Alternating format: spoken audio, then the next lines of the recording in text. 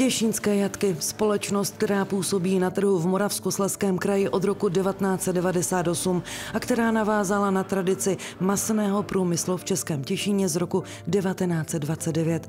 Kvůli záplavám, které zasáhly základní výrobnu na Olšinách, se firma nachází v nesnázích. Všechny produkty i masa do výroby musely být zlikvidovány. Děláme něco málo v náhradním provoze, který je maličký v Jablunkově, takže nějakou výrobu děláme, ale chtěl bych požádat zákazníky, ať mají strpení, protože nebudeme mít určitě všechny výrobky v pultech a zároveň bych je chtěl poprosit, ať na nás nějakým způsobem nás nezavrhnou a ať nám pomůžou tím, že nám budou ty prodejny navštěvovat. Pomoci regionální firmě mohou lidé návštěvou prodejen slezské uzeniny.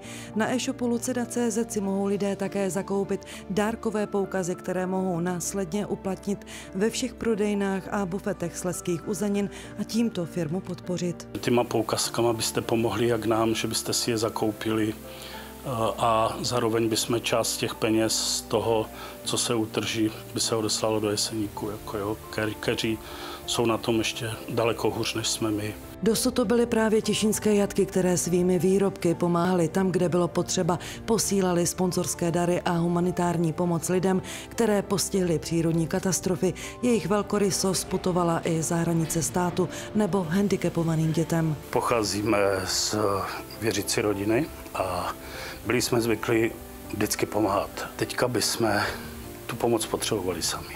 Prozatím se snaží těšínské jatky výrobu zprovoznit. Bez pomoci veřejnosti se ale neobejdou.